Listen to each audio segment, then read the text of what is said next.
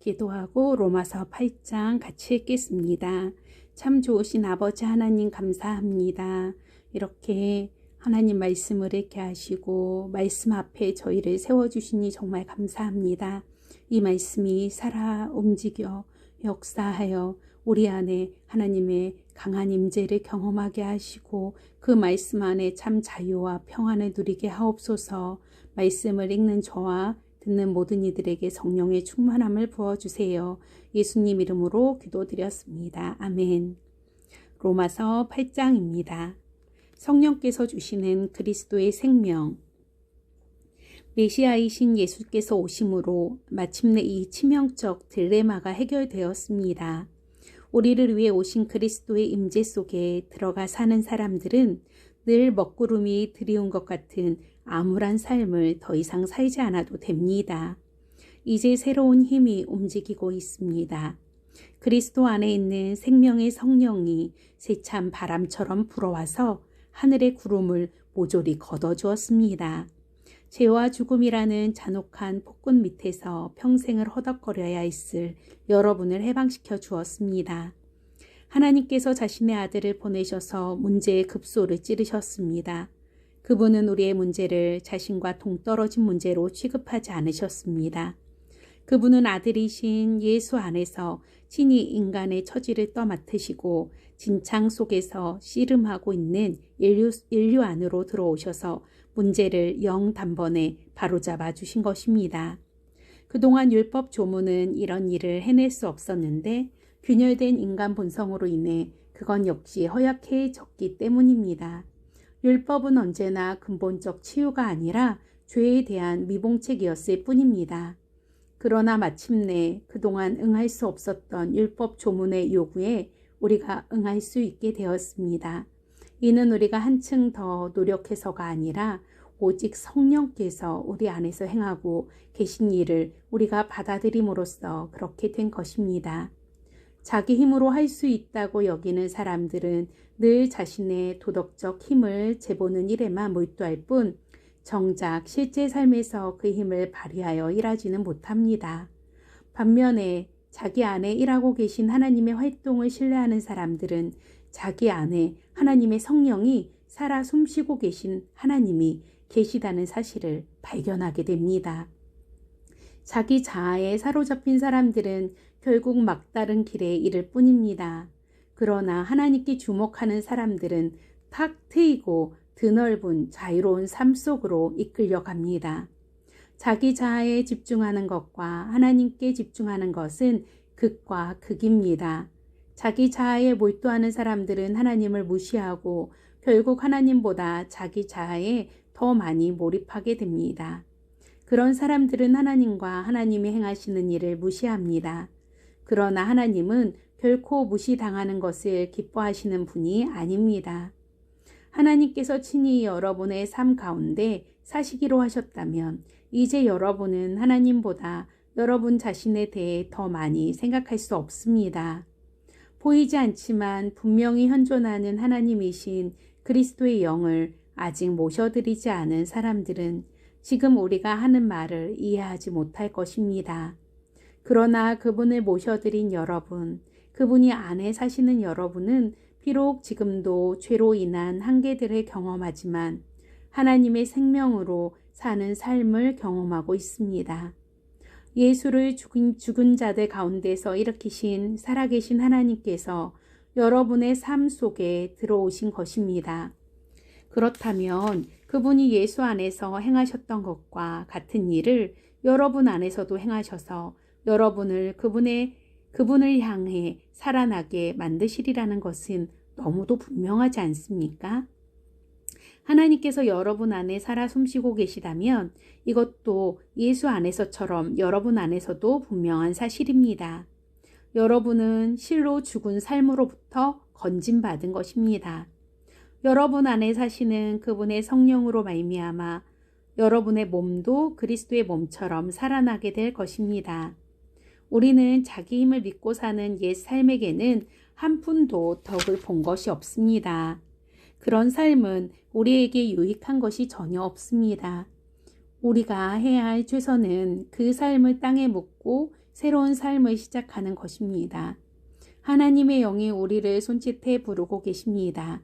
해야 할 일들, 가야 할 곳이 얼마나 많은지요.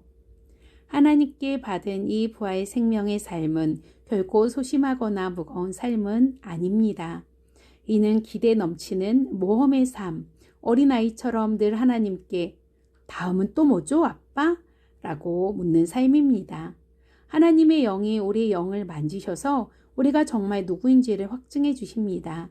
우리는 하나님이 어떤 분이시고 우리가 누구인지를, 곧 그분은 우리 아버지이시며 우리는 그분의 자녀라는 것을 알게 됩니다. 뿐만 아니라 장차 우리에게 주어질 믿을 수 없을 만큼 엄청난 상속에 대해서도 알게 됩니다. 우리는 그리스도께서 경험하시는 것을 그대로 경험합니다. 그러므로 여러분, 지금 우리가 그분과 더불어 힘든 때를 보내고 있다면 분명 우리는 그분과 더불어 좋은 때도 맞게 될 것입니다. 그런 이유로 나는 현재 우리가 겪고 있는 힘든 때와 장차 우리에게 다가올 좋은 때는 서로 비교조차 할 수 없다고 생각합니다. 이 창조 세계 전체는 장차 자신에게 다가올 그 무엇을 손꼽아 기다리고 있습니다. 창조 세계 안에 모든 것이 얼마 동안 제어를 당하고 있습니다. 창조 세계와 또 모든 창조물들이 다 자신들 앞에 놓인 그 영광스러운 때 안으로 동시에 해방되어 들어갈 준비가 될 때까지 하나님께서 고삐로 그들을 제어하고 계십니다. 그러는 동안 현재는 기쁨 가득한 기대가 점점 깊어갑니다. 우리 주변 어디를 둘러봐도 이 창조 세계는 마치 해산을 앞둔 임신부와 같습니다. 세상 전체가 겪고 있는 이 고통은 한마디로 해산의 고통입니다. 우리 주변 세상만 그런 것이 아닙니다. 우리 내면도 마찬가지입니다. 하나님의 영이 우리 내면을 일깨우셔서 우리 역시 상고를 느끼고 있습니다. 지금 우리는 이 불모의 몸, 불임의 몸이 완전히 구원받기를 열망하고 있습니다. 기다림이 우리를 작아지게 하지 않는 이유가 바로 여기 있습니다. 임산부의 기다림은 임산부를 작아지게 하지 않기 때문입니다. 우리는 그러한 기다림 중에서 오히려 커져갑니다. 물론 우리는 우리를 커지게 하는 그것을 아직 눈으로 볼 수는 없습니다. 그러나 기다림이 길어질수록 우리는 더욱 커져가며 우리의 기대 또한 더욱 기쁨으로 충만해집니다. 기다리다 지치는 순간에 하나님의 영이 바로 우리 곁에서 우리를 도우십니다. 어떻게 또 무엇을 기도해야 될지 몰라도 괜찮습니다. 그분이 우리 안에서 우리를 위해 기도하십니다. 할 말을 잃어버린 우리의 탄식, 우리의 아픈 신음소리를 기도로 만들어주시기 때문입니다. 그분은 우리 자신보다 우리를 훨씬 더 잘 아시고 임산부와 같은 우리 상태를 아셔서 늘 우리를 하나님 앞에 머물게 하십니다. 그래서 우리는 하나님을 사랑하는 우리 삶 속에 일어나는 모든 일이 결국에는 선한 것을 이루는 데 쓰인다는 확신을 갖고 살 수 있습니다. 하나님은 처음부터 자신이 하실 일을 분명히 하셨습니다. 처음부터 하나님은 그분을 사랑하는 사람들의 삶을 그분 아들의 삶을 본떠 빚으시려고 결정해 두셨습니다. 그분의 아들은 그분께서 회복시키신 인류의 맨줄 앞에 서 계십니다. 그분을 바라볼 때 우리는 우리 삶이 본래 어떤 모습이어야 했는지 깨닫게 됩니다. 하나님은 이처럼 그분의 자녀들이 어떤 모습이어야 하는지 깨닫게 하십니다. 그리고 하나님은 그분의 자녀들이 어떤 모습이어야 하는지를 결정하신 뒤에 그들의 이름을 불러주셨습니다. 이름을 부르신 뒤에는 그들을 그분 앞에 굳게 세워주셨습니다. 또한 그들을 그렇게 굳게 세워주신 뒤에는 그들과 끝까지 함께 하시며 그분이 시작하신 일을 영광스럽게 완성시켜 주셨습니다. 여러분 어떻습니까? 이처럼 하나님이 우리 편이 되어 주셨는데 어떻게 우리가 패배할 수 있겠습니까?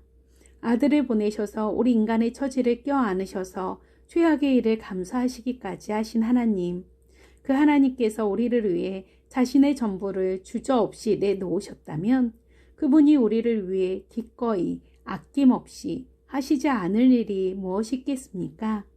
누가 감히 하나님께서 택하신 이들을 들먹이며 그분께 시비를 걸 수 있겠습니까?